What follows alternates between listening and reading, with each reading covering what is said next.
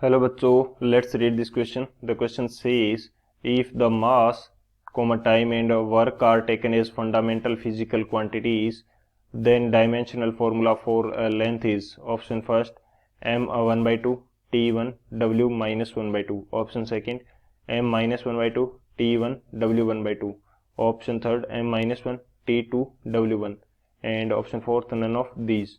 तो इस क्वेश्चन के अंदर हमें बोल रखा है कि मास, टाइम एंड वर्क को यदि हम फंडामेंटल फिजिकल क्वांटिटी मान ले तो लेंथ की डायमेंशन क्या होगी. तो बात करते हैं हम लोग की कंसेप्ट की यदि बात करें तो की कंसेप्ट हमारे पास क्या रहेगा.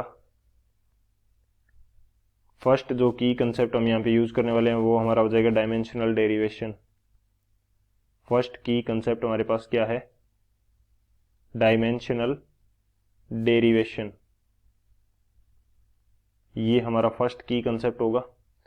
सो डायमेंशनल डेरिवेशन से बेसिकली मीनिंग क्या रहता है कि किसी भी फिजिकल क्वांटिटी का यदि हमें फॉर्मूला पता है तो हम उसकी डायमेंशन फाइंड आउट कर सकते हैं. सो एग्जांपल से इसको समझने की कोशिश करते हैं. जैसे हम वर्क की यदि डायमेंशन फाइंड आउट करें तो वर्क क्या होता है, फॉर्मूला वर्क का क्या रहता है हमारे पास, force into displacement. And force का फॉर्मूला हमारे पास क्या रहता है, मास इंटू एक्सीलरेशन, एंड ये आ जाएगा डी. अब हमें चाहिए एक्सीलरेशन. सो एक्सीलरेशन हमारे पास रहता है dv बाई dt, यानी कि change in velocity by time. So एक बार यानी कि हमें जस्ट डायमेंशन फाइंड आउट करनी है तो चेंज इन वेलोसिटी की डायमेंशन वेलोसिटी की इक्वल होगी एंड चेंज इन टाइम की डायमेंशन जो होगी वो टाइम की इक्वल होगी. सो इसको मैं v बाई टी बोल देता हूँ.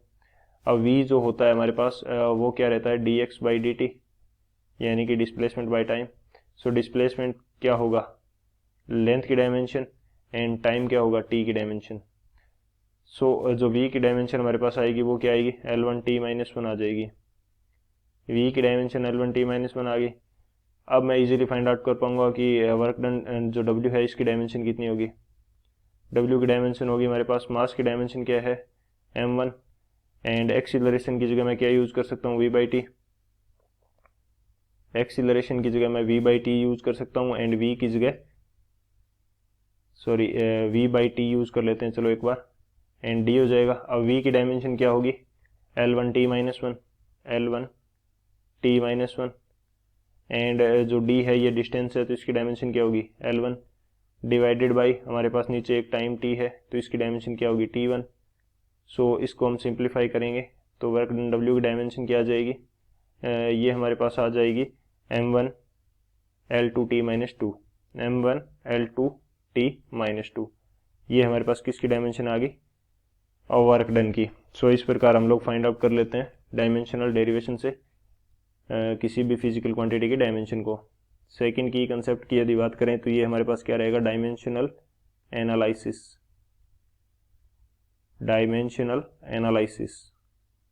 एनालिसिस से बेसिकली मीनिंग क्या रहता है कि हम यहाँ पे एनालाइज करेंगे, डायमेंशन को एनालाइज करेंगे. तो पर्टिकुलरली पहले मैं एक स्टेटमेंट या एक जनरल लिखता हूँ इक्वेशन कि जो लेफ्ट हैंड साइड की डायमेंशन है किसी भी फिजिकल क्वांटिटी के लिए वो राइट हैंड साइड की डायमेंशन के इक्वल रहेगी. जैसे एग्जांपल लें यदि हम लोग कि वेलोसिटी जो है, वेलोसिटी की डायमेंशन क्या है, L1t माइनस 1. सो ये वेलोसिटी जो है किसी भी फॉर्मूला से बने, किसी भी फॉर्मूला से यदि हम वेलोसिटी प्राप्त करते हैं तो उसकी डायमेंशन हमेशा L1t माइनस 1 के इक्वल रहेगी, किसी भी फॉर्मूला से चाहे हम फाइंड आउट कर लें. तो इसका मीनिंग ये हुआ कि यहाँ पे दो कंपोनेंट हो गए, एक साइड वेलोसिटी होगी और दूसरी साइड वेलोसिटी का फॉर्मूला हो गया, तो दोनों की डायमेंशन क्या होगी, इक्वल होगी. बेसिकली मैं ये कहना चाहता हूँ कि दोनों साइड की जो डायमेंशन होगी वो इक्वल होगी किसी भी फिजिकल क्वांटिटी के लिए, चाहे वो वेलोसिटी ले लें, चाहे हम एक्सीलरेशन ले लें, चाहे फोर्स ले लें. सो इसको अब हम समझने की कोशिश करते हैं. ये हम एनालिसिस किस प्रकार से करेंगे, हमें क्वेश्चन के अंदर बोल रखा है कि लेंथ जो है वो मास, टाइम एंड वर्क के ऊपर डिपेंड कर रही है क्योंकि वो फंडामेंटल क्वांटिटीज है. तो मैं एक चीज़ मान लेता हूँ कि लेंथ जो है वो मास के ऊपर डिपेंड कर रही है, किस रिस्पेक्ट में, mass to the power a के रिस्पेक्ट में. एंड जो हमारे पास टाइम है या वर्क डन है, वर्क डन के ऊपर किस प्रकार डिपेंड कर रही है, w to the power b, and time t जो है इसके रिस्पेक्ट में c के पावर में इनके ऊपर डिपेंड कर रही है. अब यदि प्रोपोर्शनलिटी का सिंबल हटाएंगे तो ये हमारे पास क्या आ जाएगा के कांस्टेंट आ जाएगा, मास के रिस्पेक्ट में ए पे, वर्क डन के रिस्पेक्ट में बी पे और टाइम के रिस्पेक्ट में सी पे डिपेंड कर रही है। सो अब ये हमारा एक फॉर्मूला बन गया, ये क्या है, हमारा एक फॉर्मूला बन गया। अब इस फॉर्मूला के अंदर दो साइड है, लेफ्ट हैंड साइड है एंड राइट हैंड साइड है, तो इन दोनों की डायमेंशन क्या होगी, इक्वल होगी। इन दोनों की डायमेंशन क्या होगी, इक्वल होगी। बेसिकली ये हमारा एनालिसिस रहता है। तो इक्वल होगी तो लेंथ की डायमेंशन क्या होती है, लेंथ की डायमेंशन होती है m0 l0 sorry m0 l1 t0, m0 l1 t0, ये होगी हमारे पास लेफ्ट हैंड साइड की dimension. And right hand side की डायमेंशन क्या रहेगी, मास के रिस्पेक्ट में डायमेंशन क्या होती है m1 एंड इसकी पावर क्या है a है। एंड वर्क डन के रिस्पेक्ट में क्या है हमारे पास डायमेंशन, ये है m1 l2 t-2 एंड इसकी पावर हमारे पास क्या है b। एंड टाइम के रिस्पेक्ट में क्या रहती है हमारे पास t1 एंड इसकी पावर है c। सो अब ये दोनों डायमेंशंस क्या होंगी, इक्वल होगी। अब हम फाइनली यहाँ से कंपैरिजन कर पाएंगे and a b and c की जो वैल्यू है वो फाइंड आउट कर पाएंगे। तो देखते हैं इसका सॉल्यूशन। सो अब यदि मैं बात करूँ सॉल्यूशन की, तो सॉल्यूशन हमारे पास क्या है, डायमेंशन लेफ्ट हैंड साइड की है l1, राइट हैंड साइड की डायमेंशन है, मास की टोटल डायमेंशन कितनी हो जाएगी, मास की टोटल डायमेंशन हो जाएगी, या फिर एक बार पहले से वो फॉर्मूला जो है हमारे पास वो लिख लेते हैं कि यहाँ पे है a एंड वर्क डन की डायमेंशन हमारे पास थी m1 l2 t-2, इसके रिस्पेक्ट में थी b एंड t के रिस्पेक्ट में क्या थी, c थी। अब यदि मैं राइट हैंड साइड को सिंप्लीफाई करता हूँ तो m के रिस्पेक्ट में टोटल डायमेंशन कितनी आ जाएगी, इसको मैं ब्रैकेट से बाहर कर लेता हूँ थोड़ा सा एक बार, मास के रिस्पेक्ट में आ जाएगी a प्लस बी, लेंथ के रिस्पेक्ट में आ जाएगी l के रिस्पेक्ट में 2b, और जो टाइम पीरियड है t इसके रिस्पेक्ट में आ जाएगी -2b प्लस c। ये हमारे पास टोटल डायमेंशन आ जाएगी। और राइट हैंड साइड में हमारे पास क्या है, l1 है, m तो 0 है एंड t भी 0 है। सो अब हम कंपैरिजन करते हैं। यदि मास के रेस्पेक्ट में m के रेस्पेक्ट में लेफ्ट हैंड साइड की डायमेंशन को देखें तो वो तो 0 है, राइट हैंड साइड की डायमेंशन देखें तो वो a प्लस बी है। सो यहाँ से एक चीज़ क्लियर हो जाती है कि a की वैल्यू -b की इक्वल है। a की वैल्यू किसके इक्वल है, -b के।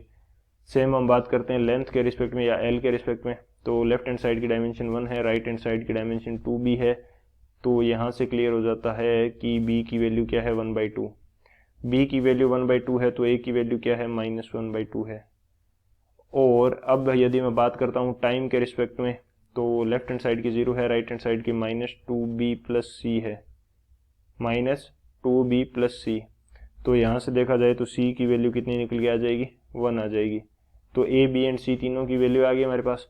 सो लेंथ हमारी डिपेंड कर रही थी किसके ऊपर, लेंथ हमारी डिपेंड कर रही थी मास के रिस्पेक्ट में a पर, तो -1/2 आ जाएगा। और वर्क के रिस्पेक्ट में b पर, तो b की जगह +1/2 आ जाएगा। और टाइम के रिस्पेक्ट में c पर, तो c की जगह 1 आ जाएगा। सो ये इस प्रकार से इनके ऊपर डिपेंड करेगी। तो ऑप्शन की बात कर लेते हैं, कौन सा ऑप्शन करेक्ट होगा। m के रिस्पेक्ट में किस पे डिपेंड कर रही है, -1/2 के ऊपर, और t के रिस्पेक्ट में 1 के ऊपर, एंड w के रिस्पेक्ट में 1/2 के ऊपर। तो कौन सा ऑप्शन करेक्ट होगा, जो ऑप्शन बी है वो हमारा करेक्ट हो जाएगा। So option B is the final answer. I hope you understood it well. Best of luck. Thank you.